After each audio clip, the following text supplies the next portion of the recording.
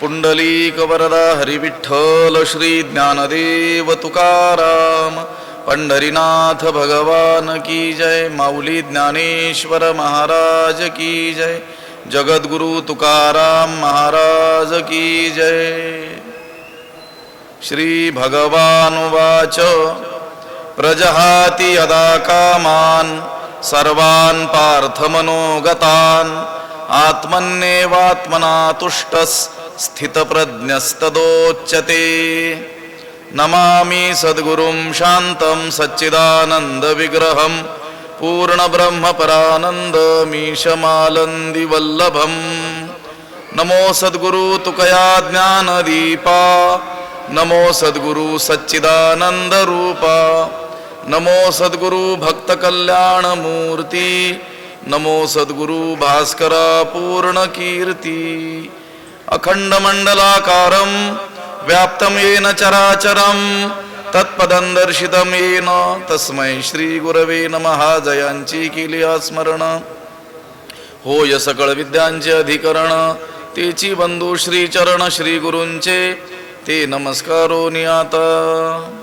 श्री भगवानुवाच प्रजहाति यदा कामान् सर्वान् पार्थमनोगतान् आत्मन्येवात्मना तुष्टः स्थितप्रज्ञस्तदोच्यते।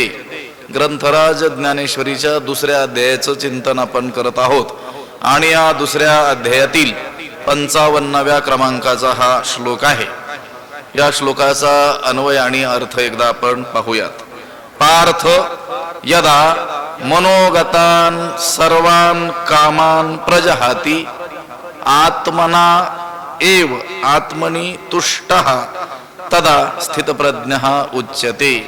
त्याचा अर्थ असा होतो श्री भगवानुवाच श्री भगवान म्हणाले पार्थ हे अर्जुना यदा म्हणजे जेव्हा मनोगतान् सर्वान् कामान् प्रजहाति जेव्हा मनातील तो ज्ञानी पुरुष मनातील सर्व इच्छा टाकून देतो सर्व वैषयिक इच्छांचा काय करतो त्याग करतो। जेव्हा हे अर्जुना जेव्हा तो ज्ञानी पुरुष आपल्या मनातील सर्व इच्छांचा काय करतो त्याग करतो।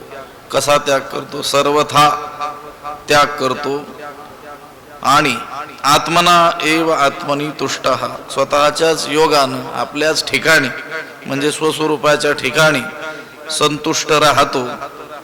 तदा स्थितप्रज्ञः उच्यते तेव्हा त्याला स्थितप्रज्ञ असे म्हणतात। अर्जुनानं भगवंताला प्रश्न केलेला आहे कारण भगवंताने निष्काम कर्मयोग जो बुद्धियोग तो ज्याला प्राप्त झालेला आहे अशा महापुरुषाचं वर्णन थोडक्यात केल्यानंतर अर्जुनाची जिज्ञासा आणखी वाढली आणि त्या स्थितप्रज्ञ पुरुषाबद्दल आणखी जाणावं असं त्याला वाटलं। त्यावेळेस त्यानं भगवंताला प्रश्न केला। अर्जुन उवाच स्थितप्रज्ञस्य का भाषा समाधिस्थस्य केशव स्थितधीः किं प्रभाषेत किमासीत व्रजेत किम। की तो म्हणतोय अर्जुन की अखंड समाधीत राहणारा जो स्थितप्रज्ञ त्या स्थितप्रज्ञेची लक्षणं कोणती आहेत तो स्थितप्रज्ञ काय काय बोलतो कसा असतो कसा चालतो कसा वागतो हे प्रश्न केल्यानंतर भगवंताने त्या स्थितप्रज्ञ पुरुषाविषयी बोलायला सुरुवात केलेली आहे। या श्लोकापासून या 55व्या श्लोकापासून भगवंताने उत्तर द्यायला जे आरंभलेला आहे तिथपासून या अध्यायाच्या समाप्तीपर्यंत स्थितप्रज्ञ पुरुषाची लक्षणं आणि स्थितप्रज्ञ होण्याची साधनं भगवंताने सांगितलेली आहे। अर्जुनानं विचारलं होतं स्थितप्रज्ञ पुरुष कसा असतो कसा वागतो कसा बोलतो। त्या स्थितप्रज्ञ पुरुषाची तर संपूर्ण लक्षणं भगवंत सांगणारच आहेत पण ती स्थितप्रज्ञता प्राप्त करून घेण्याची साधनं सुद्धा या ठिकाणी सांगणार आहे। कारण गोष्ट अशी आहे की जी सिद्ध पुरुषाची सहज लक्षणं असतात ज्ञानी पुरुषाची संत पुरुषाची त्यांच्या ठाई वास्तव्य करणारी जी सहज लक्षणं असतात ती साधकाला प्रयत्नानं आपल्यामध्ये आणावयाची असतात. सिद्धस्य लक्षणानी साधकस्य साधनानी भवन्ति. सिद्ध पुरुषाची लक्षणं ही साधकाची साधनं असतात. हे पहा, विकारराहित्य हे सिद्ध पुरुषाचं काय सांगितलेलं आहे लक्षण. सहजच त्यांच्या ठिकाणी कोणताच काय नसतो, विकार नसतो. पण साधकाला मात्र ती विकाररहितता आपल्या ठिकाणी प्रयत्नानं आणावी लागते. मोठी साधना त्यासाठी करावी लागते.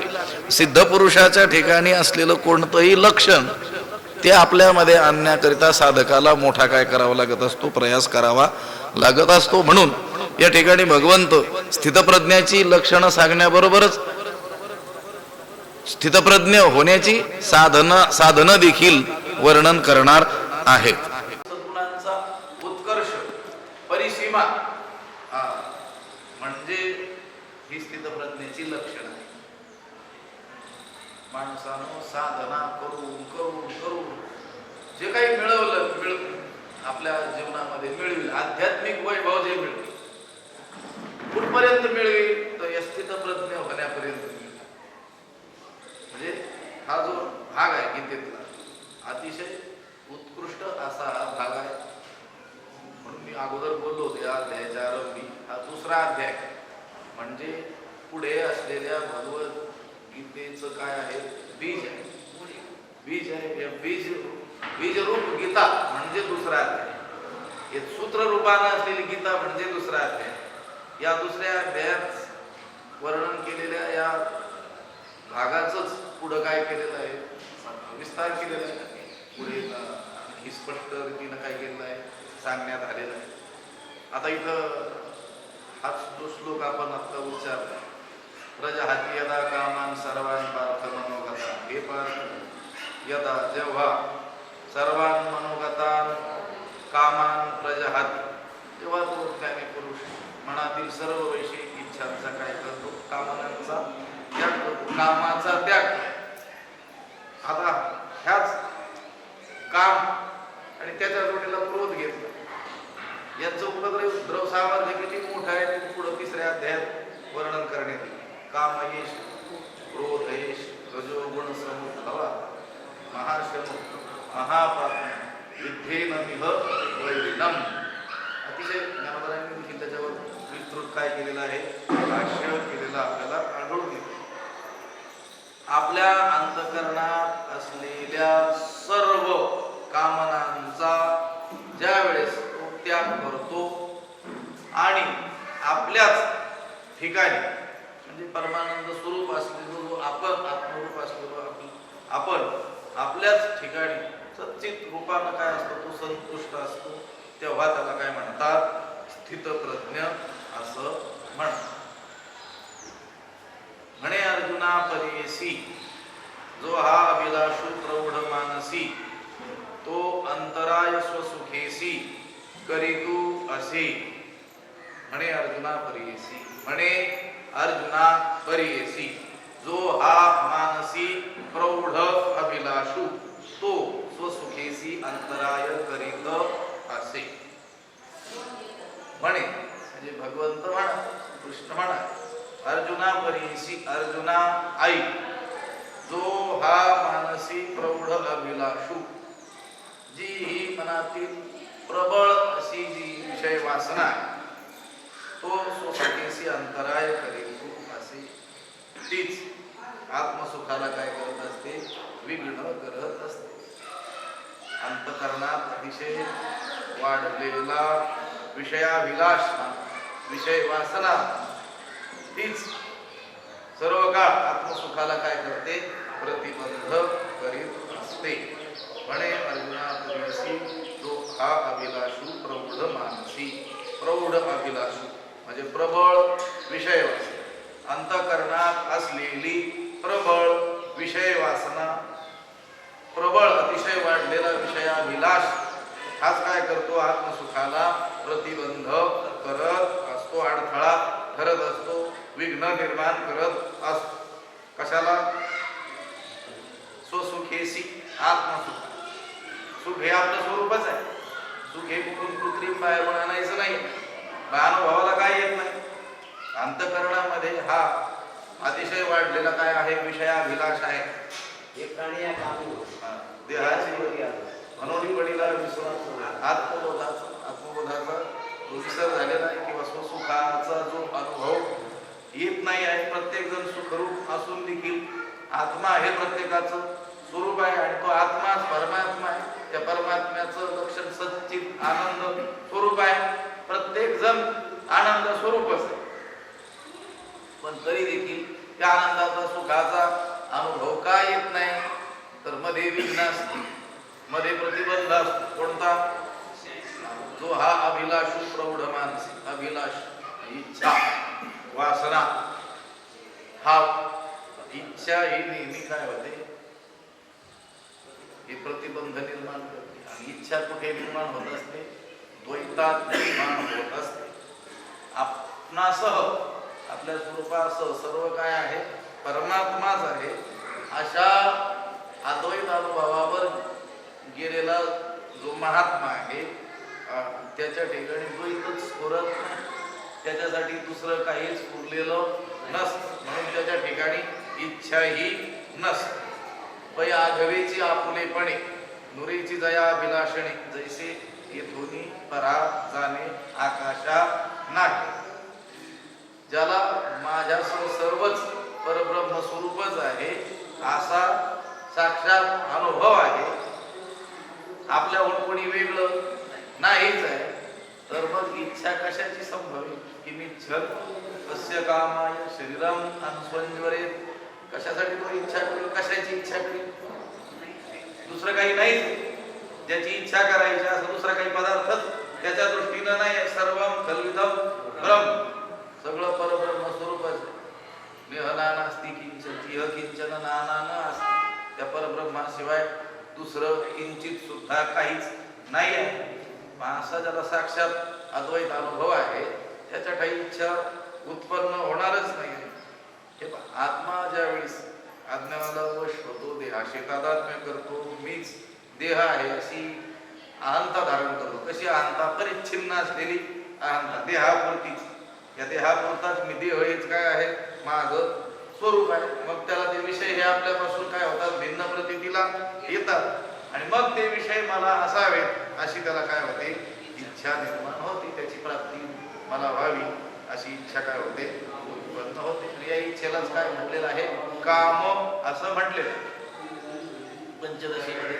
इदम मे स्यात् इदम मे स्यात् इच्छा काम शब्दिता. हे मला हवं, हे मला पाहिजे अशी जी इच्छा आहे त्यालाच काय म्हटलेलं आहे, काम. काम शब्दाचा व्यापक अर्थ आहे. इच्छा काम शब्दाचा व्यवहारामध्ये साधारणतः संकुचित अर्थ घेतला जातो. केवळ स्त्री पुरुष संबंधापुरता मर्यादित अर्थ काम शब्दाचा व्यवहारिक लोक करत असतात. पण काम शब्दाचा अर्थ आहे इच्छा. कोणतीही इच्छा. लक्षात, हे मला हवं, हे मला हवं अशा प्रकार त्या कामाचं काय आहे, स्वरूप आहे.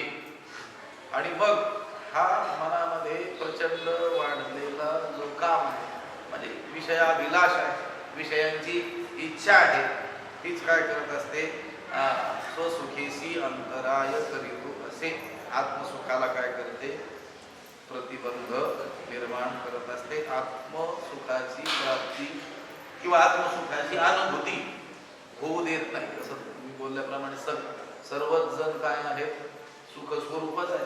सुख हे प्रत्येकाचं काय आहे, स्वरूप आहे. सुखाहून कुणीही वेगळा नाही. सुखासाठी काहीही करण्याची आवश्यकता नाही. करावं कुठं लागतं, जे आपल्या जवळ नाही ते आपल्याला प्राप्त करण्याकरिता काहीतरी करावं लागत असतं. जे आपल्या जवळ आहे, आपलं स्वरूप आहे, त्याच्या प्राप्तीचा काही प्रयत्न करावा लागत नाही. उलट उपनिषदानं म्हटल्याप्रमाणे जो जो प्राप्तीचा उपाय करावा तो त्यापासून आपण काय होत असतो, दूर जात असतो. आत्मस्वरूपच असं आहे की त्याच्या प्राप्तीची खटपट केल्यानं त्याहून आपण काय होतो, दूर होतो. म्हणजे आणखी अज्ञानामध्ये गडद अज्ञानामध्ये काय होत असतो, जात असतो. त्याची प्राप्ती नाही करायची, त्याला जाणायचं. देवाची प्राप्ती नाही करायची, देव प्राप्तच आहे. लक्षात, देव आपलं स्वरूप आहे, हे फक्त काय करायचं, जाणायचं. सुख हे प्रत्येकाचं स्वरूप आहे, परंतु त्या सुखाचा अनुभव न येण्यामध्ये हे कारण आहे. कोण? अतिशय वाढलेली विषयांची इच्छा, विषय वाढलेला हा विषयाभिलाष. कारण गोष्ट कशी आहे, व्यवहारामध्ये सुद्धा आपल्याला काही गोष्टीच्या प्राप्तीनं काय होतं, सुख होतं, सुखानुभूती येते ना. ठीक आहे, तो सुखाभास असेल पण सुखाची प्रतीती तर येते. ज्या गोष्टीची आपण इच्छा केली तिची प्राप्ती झाली तिथे क्षणिक का होईना पण काय होतं, सुखाचा अनुभव आपल्याला येतो. तर त्याची प्रक्रिया किंवा त्याची रीती सांगताना काय सांगितलेलं आहे, आपल्या अंतःकरणात एखाद्या विषयाची इच्छा निर्माण झाली, अंतःकरण काय होतं, चंचल होतं. आणि त्या अनुकूल मानलेल्या इच्छित त्या विषयाची प्राप्ती झाली की अंतःकरण काय होतं, स्थिर होतं. आणि त्या स्थिर झालेल्या क्षणभर का होईल, स्थिर झालेल्या त्या अंतःकरणामध्ये आत्म्याचं स्वच्छ प्रतिबिंब स्पष्ट काय होते, प्रतिती येते. आणि मग तेवढा काळ आपल्याला काय होते, सुखानुभूती. ती सुखाचं असतं खरं, आपलं आत्म्याच असतं. पण आपण अज्ञानानं आरोप करतो कशावर, या वस्तूच्या प्राप्तीमुळे मला काय झालं, सुख झालं, या विषयापासून मला काय झालं, सुख झालं. खरं तर त्या विषयाच्या प्राप्तीनं, त्या विषयाच्या इच्छेनं चित्ताची जी चंचलता निर्माण झालेली असते ती थोडा काळ काय झालेला असतं, फक्त स्थिर झालं. ते चंचल झालेल्या चित्ताला स्थिर करण्यास ती वस्तूची प्राप्ती थोडंसं कारण ठरलेली असते. आणि ते स्थिर करण्याला कारण ठरलेली वस्तूच चित्त चंचल निर्माण होण्याला कारण अगोदर ठरलेली असते. लक्षात, विषयाची इच्छा निर्माण झाली, चित्त चंचल झालं, दुःख झालं, विषय इच्छित विषय प्राप्त झाला, तेवढा काळ अंतःकरण काय झालं, स्थिर झालं. आणि त्या स्थिर अंतःकरणामध्ये सुखाची काय आली, अनुभूती. जुने लोक दृष्टांत याकरिता सांगायचे. एका कुत्र्याला हाड सापडलं, जुनं हाड, 1856 साल. त्याला आनंद झाला. तो हाड घेऊन एका बाजूला कोणी पाहू नये, आता ते खाऊन आपलाच आपण आनंद प्राप्त करावा. ते गेला आणि त्याला चावू लागलं. त्याचं कठीण हाडलं तर कुठे मोठ्या प्रयत्नानं त्यानं काय केलं, ते फोडलं. ते असं चिरलं, त्याच्यात वरती टोचलं, टाळून, आणि त्याचंच काय निघू लागलं, रक्त निघून. आणि मग म्हटलं, बघा प्रयत्नाला यश आलं की नाही. मी फोडून गेल्यातून रक्त काढलं, कुणाचं रक्त होतं, त्याच. जो प्रयत्न करायचा आणखी चिरून त्याचंच रक्त निघायचं. पण तो आरोप करत होता रक्त कशातून येत नाही, त्या हाडात. जुने लोक असा हा दृष्टांत सांगायचे. बरोबर आहे, अगदी सर्व जीवांची हीच स्थिती झालेली आहे. आनंद हे त्याचंच स्वरूप आहे, फक्त प्राप्ती त्याला विषयांच्या द्वारे झाली असं वाटतं. उलट विषय हे सुखप्राप्तीला कारण नाही, तर विषयांची अंतःकरणात निर्माण झालेली इच्छाच या स्वसुखाला काय करते आहे, अंतराय निर्माण. सर्व इच्छांचा समूळ नाश हेच खरं सुखी होण्याचं काय आहे, साधन आहे. ज्याला खरोखर सुखी व्हायचं त्याने इच्छाच करू नये. आपलं वाटतं निर्माण झालेल्या इच्छा, त्या इच्छा पूर्ण झाल्या म्हणजे मग सुख होतं, तसं नाही आहे. ते अज्ञानानं आपल्याला वाटतं. उलट इच्छा निर्माण होणं हेच दुःखाचं मोठं काय आहे, कारण आहे. सगळी दुःख कशामुळे आहेत, काही ना काही मनामध्ये काय आहेत, इच्छा आहेत की ज्या इच्छा पूर्ण होत नाही आहेत. ठीक आहे, एखाद्याला व्यावहारिक संपूर्ण अनुकूलता प्राप्त झाली म्हणून त्याने इच्छिलेले कोणतेही पदार्थ त्याला प्राप्त झाले म्हणजे काय तो सर्व सुखरूप त्याला प्राप्त झाला का, नाही. आणि एक इच्छा पूर्ण झाली, भोगी काम वाढे, जैसे इंधने आगीसी हाकाक चढे. लक्षात, विषय सेविता कोण तृप्त झाला, इंधने निमाला आग्ने कोठे, न जातो काम कामानाम उपभोगे न शाम्यती, हविषा कृष्णवर्तमेव भूयेवाभिवर्धते. कामना इच्छा पूर्ण केल्या म्हणजे मग त्या नष्ट झाल्या असं नाही. जेवढ्या जेवढ्या कामना आपण पूर्ण करण्याचा प्रयत्न करू त्या कामना मनामध्ये अधिक मोठं रूप काय करतील, धारण करणार आहे. मनुष्य काय करतो, इच्छा निर्माण झाली की ती इच्छा पूर्ण करण्याकडे त्याचा कल असतो. इच्छा कधीही पूर्ण होऊच शकत नाही. लक्षात आलं का?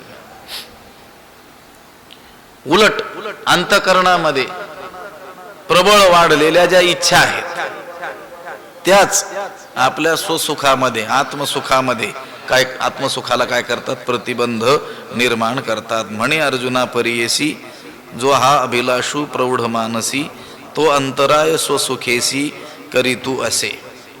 कशासाठी सांगतात भगवंत हे?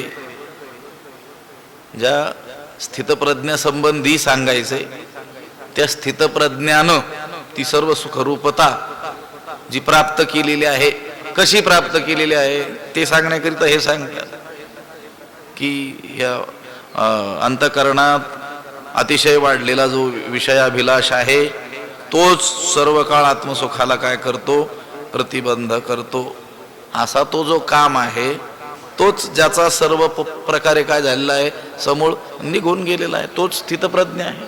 म्हणून अगोदर त्या कामाचं जे काय म्हणतात, काम काय अडथळा निर्माण करतो ते तर सांगितलं पाहिजे की नाही? लक्षात त्या प्रबोध सुधाकरामध्ये आणि आणखी मला वाटतं आणखी एका ठिकाणी तो श्लोक तसाच आलेला आहे. सर्व वेदांत सिद्धांत सार संग्रह नावाचा एक मोठा ग्रंथ आहे भगवान भाष्यकार आचार्यांचा, 1200 श्लोक असतील त्याच्यामध्ये. त्यांनी सांगितलं हा जो काम आहे ना, व्यापक अर्थाने काम शब्द घ्या, इच्छा या अर्थाने, अभिलाषू या अर्थाने, ते म्हणाले त्याच्यापेक्षा यम बरा. लक्षात आलं? अगोदर 2-3 श्लोक आहेत तिथं एका प्रकरणामध्ये. अगोदर तर म्हटले काम हा साक्षात काय आहे? यम आहे. पण नंतर पुढच्या 2 श्लोकामध्ये ते म्हणतात की काम हा यमापेक्षा देखील काय आहे? भयंकर आहे. ते म्हटले यमस्य कामस्य च तारतम्यम विचार्यमाणे महदस्ति लोके हितम करोत्यस्य यमो प्रियसन कामस्त्वनर्थम कुरुते प्रियसन. त्यांनी तुलना केलेली आहे कशाची? यमाची कामाची. ते म्हटले जर विचार केला यम आणि काम यांच्यामध्ये कोण चांगला आणि कोण काय आहे? वाईट आहे. तर ते म्हटले तो यम बरा आहे. लक्षात आलं का? हितम करोत्यस्य यमो अप्रियसन. यम अप्रिय वाटतो पण तो माणसाचं काय करतो? हित करतो. हित करतो म्हणजे प्राण घेऊन जातो. मग त्याचा तो भोग संपवतो, दुसऱ्या देहात काय करतो?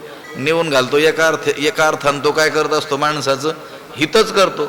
आपल्याला तो तसं वाटणार नाही यम कसं काय हित करतो. बघा, जे रोग जर्जर झालेले आहेत आणि मृत्यूची वाट पाहत आहेत पण मृत्यूच येत नाही, त्यांच्या दृष्टीनं यम हा कितीतरी उपकार करताय. मरण काय सोपं आहे का? लक्षात आलं? ते मरण मागतात तरी मरण येत नाही.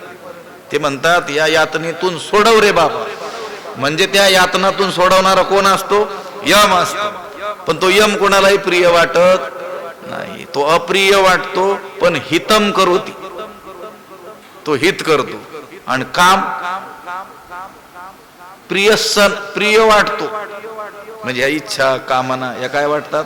प्रिय वाटतात. पण कामस्त्वनर्थम कुरुते प्रियसन अनर्थम कुरुते. काम हा काय करतो? माणसाला अनर्थ निर्माण करतो, अनर्थ करतो, घात करतो. यमो असताम एव करोत्यनर्थम. पुढच्या श्लोकात त्यांनी सांगितलं यम काय करतो? असताम एव, जे असत लोक आहेत, असज्जन जे आहेत त्यांचाच अनर्थ करतो. करोती अनर्थम. सताम तू सौख्यम कुरुते हितसन. पण संतांना काय करतो? सौख्य देतो. यमधर्म वाट पाहे निरंतर. तो सन्मान करतो कोणाचा? सज्जन पुरुषांचा. त्यांना नमस्कार करतो. आणि जे असज्जन आहेत त्यांचंच काय करतो? त्यांनाच अनर्थ करतो, त्यांचाच घात करतो. पण काम तसा नाही. काम सतामेव गतिम निरुंधन. काम हा संत पुरुषाची, सज्जनांची, साधकांचीच गतीला काय करतो? बाधा निर्माण करतो. लक्षात आलं? असं ते यम आणि कामाची काय केलेली आहे? तुलना केलेली आहे. काम म्हणजे अभिलाष, इथं जो इच्छा या अर्थी शब्द घ्यायचा. आणि ही अंतकरणात वाढलेली प्रबळ इच्छा, हा अंतकरणात अतिशय वाढलेला जो विषयाभिलाष आहे तोच सर्व काळ आत्मसुखाला काय करतो? प्रतिबंध करत असतो. व्यवहारात उलट आहे. अज्ञानी लोक व्यवहारामध्ये ओवीची सुरुवात लक्षात नाही यायची. तया ते सज्ञान म्हणती, त्याला सज्ञान म्हणतात. नाही नाही, त्याला सज्ञान कुणाला म्हणतात? ज्याची विषयाभिलाषा प्रचंड वाढलेली असते त्याला काय म्हणतात? सज्ञान म्हणतात. असं. आणि अशा माणसाकडे बोट दाखवून घरची माणसं सुद्धा आपल्या मुलांना सांगत असतात, बघा त्याच्याकडे बघा, तो रात्रंदिवस पळतो पण काय मिळवतो? पैसाच मिळवतो. तो अभिलाष भारे दडपे तया ते सज्ञान म्हणती. जो बहुवे विषय विलासे गुंफे तो म्हणती उवाई पडिला सापे. जो अभिलाष भारे दडपे तया ते सज्ञान म्हणती. सज्ञान कोणाला म्हणतात? ते जो अभिलाष भारे दडपे. इथं अभिलाष शब्द आहे म्हणून मला लक्षात आली ती ओवी. जो अभिलाष भारानं दडपलेला आहे म्हणजे ज्याच्या अंतःकरणात प्रचंड विषय वासना आहेत त्याला लोक काय म्हणतात? सज्ञान आहे. बघा, एक क्षणही गप्प बसत नाही. आत्ता बंगला बांधला की लगेच गाडी घेतली, की लगेच काहीतरी जागाच घेतली, की आणखी काहीतरी व्यापारच वाढवला, त्याला काय म्हणतात लोक? सज्ञान म्हणतात. कोण? अज्ञानी लोक म्हणतात. पण गोष्ट खरी अशी आहे की जितकी अभिलाषा अंतःकरणात वाढते तितकं आत्मसुखापासून आपण काय होत असतो? दूर होतो. कारण भगवंत म्हणतात, म्हणे अर्जुना परियसी. अर्जुना, तू विचारतो आहेस ना स्थितप्रज्ञ कुणाला म्हणायचं? तर ऐक, मी सांगतो, ऐक जरा. हा जो अंतःकरणात अतिशय वाढलेला विषयाभिलाष आहे तोच सर्व काळ आत्मसुखाला काय करतो? प्रतिबंध करतो. जेवढी अंतःकरणामध्ये विषयांविषयी इच्छा वाढेल तेवढं स्वसुखापासून आपण दूर जाऊ, सुखापासून वंचित आपण राहू आणि आणखी काय करू? सुखाच्या प्राप्तीचा प्रयत्न करू. सुख कुठे आहे? जवळच आहे. जवळ किती जवळ आहे? त्याच्या इतकं जवळ कोणीच नाही. तेच आपलं काय आहे? स्वरूप आहे. पण हे न जाणल्यामुळं, आपणच सुख स्वरूप आहोत हे न जाणल्यामुळं, त्या सुखाच्या प्राप्तीचा उपाय काय आहे हे न जाणल्यामुळं, विषयातच सुख आहे अशी सुखबुद्धी त्या विषयाच्या ठाई झाल्यामुळं त्या विषय प्राप्तीचाच मनुष्य सदोदित काय करतो? प्रयत्न करतो. आणि त्या विषयांच्या प्राप्तीचीच काय ठेवतो? इच्छा ठेवत असतो. आता हे सगळे जे सद्ग्रंथ असतात ना, संतांचे ग्रंथ, वैदिक ग्रंथ, हे म्हणजे सुखाचे उपाय आहेत. दुःखनाशाचे काय आहेत? उपाय आहेत. मग दुःखनाशाचे, सुखप्राप्तीचे उपाय आपल्याजवळ असतानाही आपण दुःखी आहोत. पहा, लक्षात आलं? संतांनी अतिशय सोपं करून सांगितलेलं आहे. आता हाच जो भाग आहे ना इथं चाललेला, हाच उपनिषदांमध्ये जो आलेला आहे अत्यंत कठीण क्लिष्ट अशा भाषेमध्ये आलेला आहे की ज्या उपनिषदांच्या अभ्यासापर्यंत तर साधकातील चांगली माणसं देखील पोहोचत नाहीत. सामान्यांची गोष्ट तर दूरचीच आहे. पण तोच भाग अतिशय सोपा करून आपल्याला संतांनी या ठिकाणी सांगितलेला आहे. सुखी व्हायचं आहे ना तर अंतःकरणात असलेल्या इच्छांचा काय करावं लागेल? त्याग करावं लागेल.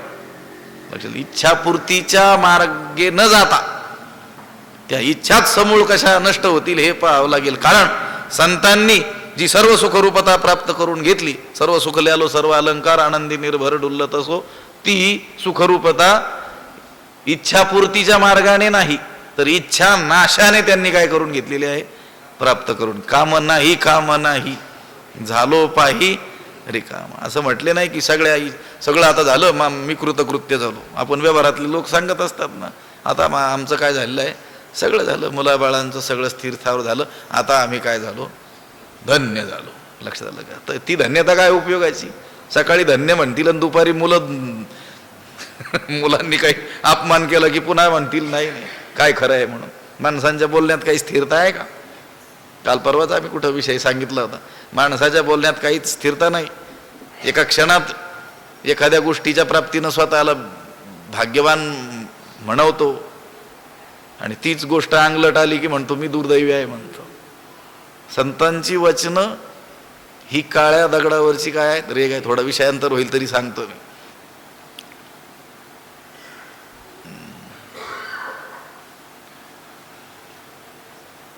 सद्भिस्तु लीलया प्रोक्तम शिलालिखितम अक्षरम असद्भिस्तु शपथेनापि जले लिखितम अक्षरम. साहित्यातला श्लोक आहे, त्याचा अर्थ सांगतो. सज्जन पुरुष, संत पुरुष सहज बोलले, लीलया प्रोक्तम, सहज बोलले. जयाचे बी 60 शब्द सुखे म्हणू इति. सहज बोलणे हित उपदेश, सहज बोलले. तरी देखील त्यांचं सहज बोललेलं दगडावरची रेघ आहे. शिलालिखितम अक्षरम. एकदा बोलले की बोलले, आज बोलले तेच उद्या तेच, लाख वर्षांनी तेच, कोट्यावधी वर्षांनी तेच बोलणार, त्याच्यात बदल नाही. आणि असद भिस्तू, आपण जी सामान्य माणसं आहोत, जे संत नाहीत आपण, हे नापी शपथ घेऊन जरी बोलले, ते सहज बोलले तरी काळ्या दगडावरची रेघ पक्क एकदम. आणि आपलं शपथपूर्वक बोललो तरी देखील रेघच, पण कशावरची? जले लिखितम अक्षरम, पाण्यावर लिहिलेलं. इथं एक बोलले की बाहेर दुसरंच बोलतील. एखाद्याला शब्द दिला, हे मी करेलच, खात्री दिली, दुसऱ्या क्षणाला काय होतं? बदल होईल. आपल्या बोलण्यात स्थिरता नाही आहे. संत पुरुष एकदा बोलले की तेच बोलले. म्हणून आपल्या अनुभवाला फार महत्व दिलं जात नाही. पाठीमागे आपण सांगितलं पहिल्या अध्यायाच्या चिंतनाच्या वेळेस, विक्षिप्त माणसाची तर साक्ष कोर्टात सुद्धा चालत नाही. जो आता एक बोलतो दुसऱ्या घडीला दुसरंच बोलतो, त्याची साक्ष ग्राह्य मानल्या जात नाही, कारण तो आपल्या मतावर काय नसतो, ठाम नसतो. संत पुरुष मात्र ठाम आहेत. संतांनी सांगितलं, आम्हाला जी सुखरूपता प्राप्त झाली ती कशाने झालेली आहे? या सगळ्या कामनांचा, वासनांचा, इच्छांचा आम्ही काय केलेला आहे? त्याग केलेला आहे. म्हणून माणसं सांगतील आम्ही सुखी झालो कशाने, हे मिळवलं ते मिळवलं, पण पुन्हा त्यांना उलट अनुभव आला की पुन्हा दुःखाचे उद्गार काढायला मोकळे असतात. असं आहे. संत पुरुष एकदा बोलले की विषय काय चाललाय, ही सुखाची साधना आहेत, हे सगळे सद्ग्रंथ. असं आहे. म्हणे अर्जुना परियेसी, जो हा अभिलाषू प्रौढ मानसी, तो अंतराय स्वसुखेसी करीतू असे. कारण पुढे 3ऱ्या अध्यायामध्ये कामक्रोधांचं वर्णन करत असताना भगवंत आपल्याला सांगणार आहेत. ही कोण आहेत? ही देहदुर्गीचे धोंड, इंद्रियग्रामीचे कोंड, यांचे व्यामोहादिक बंड जगावरी. हे ज्ञाननिधीचे भुजंग, विषयदरीचे वाघ, भजन मार्गीचे मांग मारक जे. ही संतोषवन खांडिले, धैर्यदुर्ग पाडिले, आनंद रूप सांडिले, उपडून या संतोषवन खांडिले. या कामक्रोधांनी चांगलं संतोषरूपी तरुणचं वन होतं, तेच काय केलं? तोडूनच टाकलं. म्हणजे हे दुःखालाच कारण आहेत. आपल्या सुखाच्या आड हे येत असतात. मोठा त्यांचा पराक्रम तिथं 3ऱ्या अध्यायात काय केलेलं आहे? वर्णन केलेलं आहे. तो अंतराय स्वसुखेसी करीतो असे. तो कोण? हा मनामध्ये वाढलेला प्रौढ अभिलाष, हाच आत्मसुखाला काय करतो? प्रतिबंध करत असतो. जो सर्वदा नित्य तृप्तू, अंतःकरण भरितू, परिविषया माझी पतितू, जेणे संगे किजे. जो सर्वदा नित्य तृप्तू, अंतःकरण भरितू, परी जेणे संगे, विषया माझी पतितू किजे. जो सदा अखंड संतुष्ट असतो. जो म्हणजे जो जीव, जो जीव ब्रह्मरूपाने सर्व काळ काय आहे? नित्यतृप्त असतो. अंतःकरण भरितू, ज्याचं अंतःकरण आनंदानं ओतप्रोत भरलेलं असतं, जीवाचं चाललंय. परी विषया माझी पतितू जेणे संगे कीजे. परी जेणे संगे विषया माझी पतितू कीजे. परंतु अशा प्रकारचा जो जीवात्मा आहे, तो ज्या संगतीनं म्हणजे ज्याच्या संगतीनं म्हणजे या कामाच्या संगतीनं विषया माझी पतितू कीजे, विषयामध्ये पतन पावतो, विषयामध्ये पतित केला जातो. जीव हा कसा आहे? जो सर्वदा नित्य तृप्तू. जीव हा खरोखरच त्याला तृप्ती करिता दुसऱ्या कोणत्याच गोष्टीची आवश्यकता नाही, तो नित्य तृप्तच आहे. जो सर्वदा नित्य तृप्त, सर्व काळ आणि नित्य तृप्त आहे, अखंड संतुष्ट आहे. जीवात्मा हा भूत भविष्य वर्तमान अशा तिन्ही काळी देखील काय आहे? संतुष्ट आहे. कारण तो जीव आत्मरूप आहे तो. आत्म्याहून काय वेगळा आहे का? तुका म्हणे कैची की कोठे जीव निराळा, तो आत्मस्वरूप आहे, आत्मा परब्रह्म स्वरूप आहे. तुका म्हणे हातो स्वये परब्रह्म मूर्ख नेणे वर्म संत चरण. लक्षात आलं का? हा जीव स्वतः कोण आहे? परब्रह्म. तुका म्हणे हा तो स्वये परब्रह्म. प्रत्येक जीव परब्रह्म स्वरूपच आहे, पण का जाणत नाही आपल्या परब्रह्म स्वरूपतेला, रूपतेला? मूर्ख नेणे वर्म संत चरण. आपण परब्रह्म स्वरूप आहोत याची जाणीव करून देणारे जे संत पुरुष आहेत त्यांचा आश्रय करावा. हे परब्रह्म स्वरूपाला जाणण्याचं वर्म आहे, हे तो जाणत नाही. कशामुळं? मूर्खपणामुळं. पण जे जीव पूर्वपुण्याईनं संत चरणांचा आश्रय करतील, सत्संगतीत राहतील, त्यांना कळून जाईल. काय कळून जाईल? ज्याला परब्रह्म सच्चिदानंद रूप, आनंद घन, आनंदाचा कंद असं म्हटलं जातं, ते परब्रह्म कोण आहे? मीच आहे. कुठे कळेल? संत संगतीमध्ये कळेल. आपणच नित्य तृप्त आहोत. तृप्तीकरिता अन्य कोण्याही गोष्टीची आपल्याला काय नाही आहे, आवश्यकताच नाही आहे. आणि कोणत्याही गोष्टीनं आपण तृप्तच होऊ शकत नाही. अतृप्त हा मानवा हा सर्वे याता यास्यन्ति यान्तीच. ते शास्त्रामध्ये सांगितलं. माणसानं कितीही धन मिळवलं, कितीही आयुष्य त्याला मिळालं, कितीही भोग्य वस्तू त्याला प्राप्त झाल्या, आणि कितीही त्यानं आवडीचं भोजन केलं, तरी देखील तो कधीही तृप्त होऊच शकत नाही. कारण हे तृप्तीची साधनच नाही आहे. लक्षात आलं? धनेषु जीवितव्येषु स्त्रीषु भोजनवृत्तीषु अतृप्ताः मानवाः सर्वे याता यास्यन्ति यान्तीच.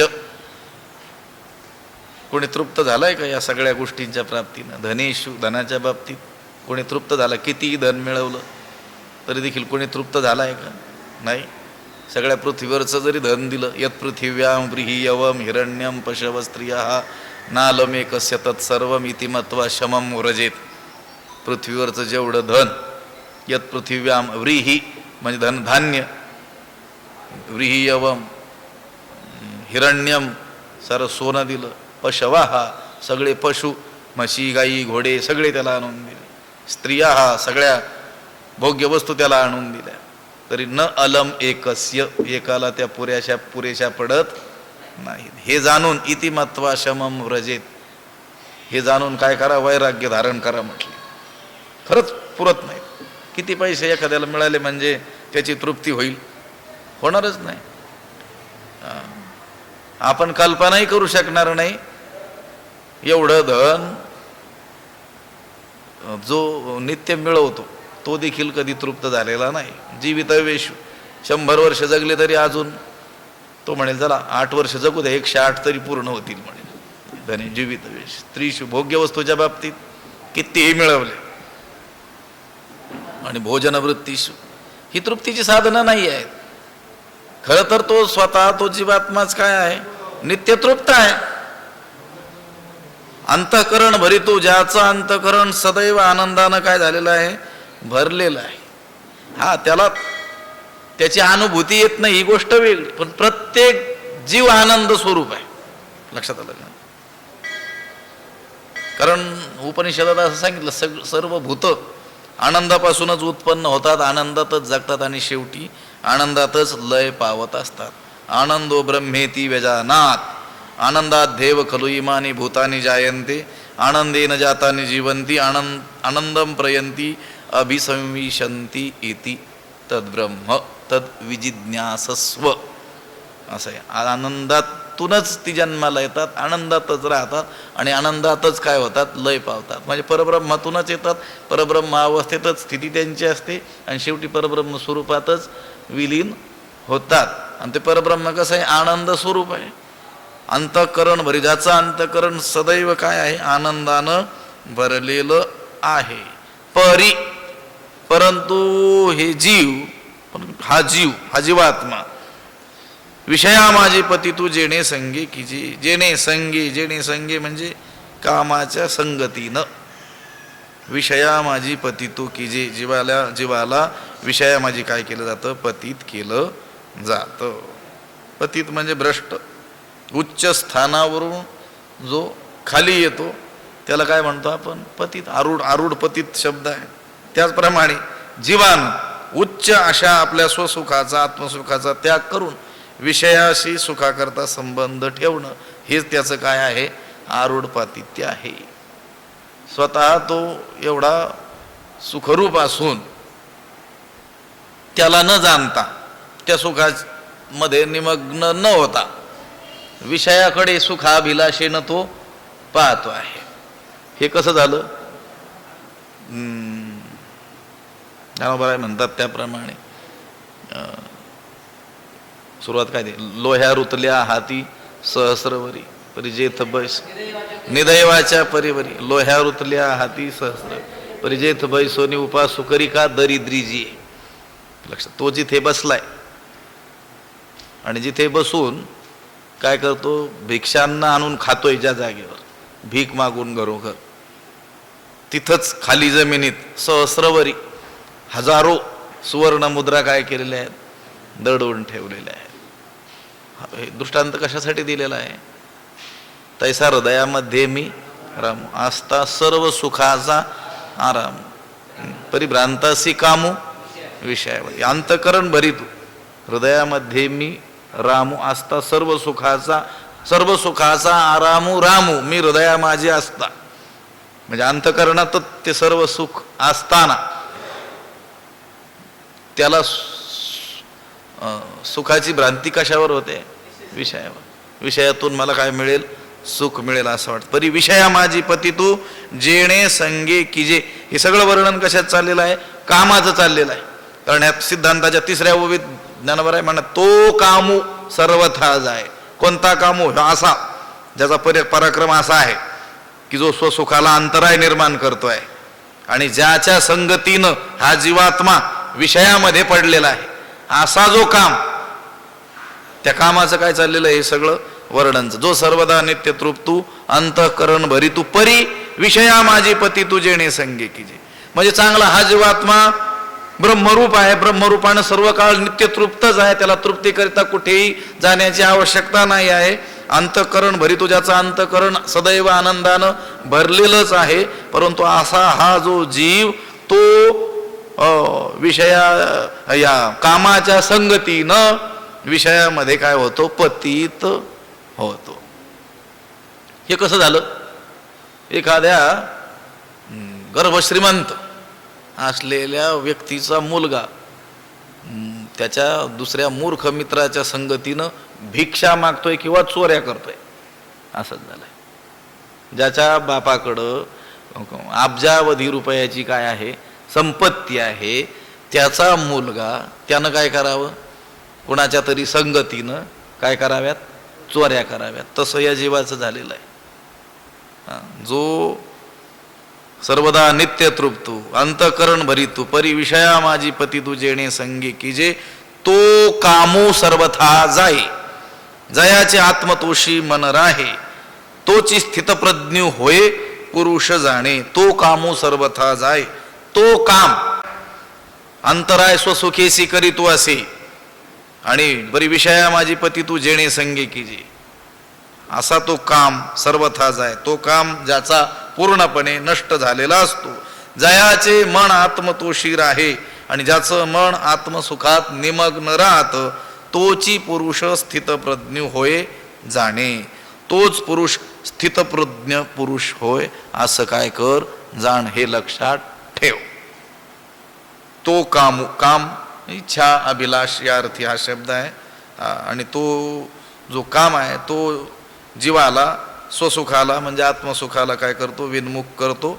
आणि त्या जीवाच्या ठिकाणी विषय सुखाची लालसा काय करतो? उत्पन्न करत असतो. तो कामू सर्वथा जाय. सर्वथा म्हणजे सर्वस्वी, पूर्णपणे. मनुष्याच्या अंतःकरणातील सर्व कामना जेव्हा नष्ट होतात, समूळ नष्ट होतात, तेव्हाच तो काय होत असतो? मृत्यूरहित होतो. याच देही ब्रह्मरूपतेला काय होतं? तो प्राप्त होतो. ब्रह्मरूपतेला प्राप्त होतो. तो ब्रह्मरूप असतो, जाणतो. म्हणजे आपल्याला मी ब्रह्मरूप आहे हे जाणतो. त्याला जीवनमुक्तीचा काय होतो? लाभ होतो. त्यालाच काय म्हटलेलं आहे इथलं आजच्या या प्रकरणाच्या भाषेत स्थितप्रज्ञ असं म्हटलेलं आहे. पुढे त्याला त्रिगुणातीत म्हणतील, त्यालाच ज्ञानी म्हणतील. वेगवेगळ्या शब्दांनी त्याचाच काय केलेला आहे, निर्देश केलेला आहे. ज्याच्या अंतकरणातील सर्व कामना समूळ नष्ट होतात तोच काय होत असतो, स्थितप्रज्ञ पुरुष होत असतो. तो कामू सर्वथा जाय. अजून जयाचे आत्मतोषी मन राहे, आत्म्याच्या आनंदात, समाधानात. त्याला समाधानाकरता सुखाकरता बाह्य साधनांची आवश्यकता पडत नाही, बाह्य विषयांची जरुरी राहत नाही, त्याला गरजच राहत नाही. बाह्य साधनांची आवश्यकता कोणाला असते, ज्याला आत्मसुख प्राप्त नाही त्याच्यासाठी. लक्षात आलं, त्याचं अंतकरण स्वस्थ स्वस्मिन तिष्ठती, स्वतःच राहतं, त्याला काय म्हणतात, स्वस्थ. आपण स्वस्थ शब्द आहे की नाही, आपण काय म्हणतो, स्वास्थ्य कसं आहे, मी कसा आहे, स्वस्थ आहे. स्वस्थ शब्दाचा अर्थ काय आहे, स्व म्हणजे स्वस्मिन, स्वतःमध्ये, स्था गतिनिवृद्धो तिष्ठती, राहतो, थांबतो. जो स्वतःतच असतो त्याला काय म्हणायचं, स्वस्थ. स्थ म्हणजे थांबणारा,ष्ठा धातू आहे, गतिनिवृत्तो अर्थी तिष्ठती प्रयोग होतो ना त्याचा. असं स्वतःतच राहतो म्हणजे ज्याला सुखाकरता दुसरीकडे वनवन भटकण्याची गरज पडत नाही, विषयांच्या दारात जावं लागत नाही, जो स्वतःच्याच आनंदात काय असतो. जयाचे आत्मतोषी मन राहे. पण ही अनुभूती कोणाला येते, ज्याचं मन शांत झालेलं आहे, वासनारहित झालेलं आहे, त्यालाच ही आत्मसुखानुभूती काय होत असते, प्राप्त होते, नित्य प्राप्त असते त्याला. तैसे आत्मसुख उपाईले, जयासी आपण पाची फावले, तया विषय सहज सांडवले म्हणो काही. त्याच्याकडून विषय सहज त्यागले गेले हे काही सांगायलाच नको, कारण त्याला आत्मसुखाची काय झालेली आहे, प्राप्ती झालेली आहे. पुढे येईल, बाह्य स्पर्शेश्व सक्तात्मा विंदत्यात्मनियत सुखम सब्रह्मयोग युक्तात्मा सुखमक्षय्य मश्नुते. सतत ब्रह्मसुखाचा काय करतो, तो अनुभव घेत असतो. हे पहा, मनाची चंचलता थांबली की ते मनच काय आहे, सुखरूप आहे. हे काय अंतःकरण भरितू विषय वर आलाय की नाही. जो सर्वदा नित्य तृप्तो तो जीवात्मा सर्व काळ नित्य तृप्तच असतो. अंतःकरण भरितू, ज्याचं अंतःकरण आनंदानं काय झालेलं असतं, भरलेलं असतं, पण ते मन विषयाभिलाषेनं चंचल झालेलं असतं, विषयांची इच्छा निर्माण झाल्यानं चंचल झालेलं असतं, म्हणून त्याला त्याची अनुभूती येत नाही. पण मन हे निश्चळ झाले एके ठाई, तया उणे काही निज सुखा, तुकोबाराय म्हणतात. त्याला स्वसुखाला काही उणा आहे का, कमी आहे का, कोणाला, ज्याचं मन निश्चळ झालेलं एके ठाई, त्या स्थिरावलेलं आहे. लक्षात. आता ह्या सगळ्या आध्यात्मिक साधनांच्या खटापटा कशासाठी आहेत माहिती आहे का, फक्त मन स्थिर करण्यासाठी आहे. आणि मन स्थिर झालं की थोडे आहे चित्त साह्य झाले, चित्ताचं साह्य लाभलं की परमात्मा स्वांतकरण जिता सकळ कामोपशांता परमात्मा परवता. परमात्मा दूर नाहीच आहे त्याच्यासाठी. सगळ्या खटपटी या चंचल झालेल्या मनाला स्थिर करण्यासाठी आहेत.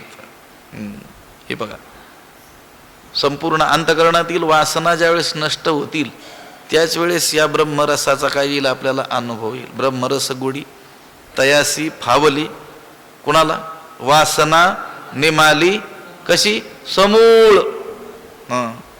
तो कामू सर्वथा जाय. थोडा बहुत गेला, शनिवार रविवार गेला, पुन्हा 7 दिवस 6 दिवस आला, तसं नाही. तो काम पूर्णपणे गेला पाहिजे. तो अभिलाष ज्याचा समूळ जातो आणि ज्याचं मन आत्मानंदाच्या ठिकाणी स्थिर राहतं, तोची स्थितप्रज्ञ होय पुरुष जाणे. तोची पुरुष स्थितप्रज्ञ होय जाणे. तोच पुरुष स्थितप्रज्ञ असतो. जाणे हे काय कर, लक्षात ठेव, असं तू समजून घे. पुंडलिक वरदा हरी विठ्ठल.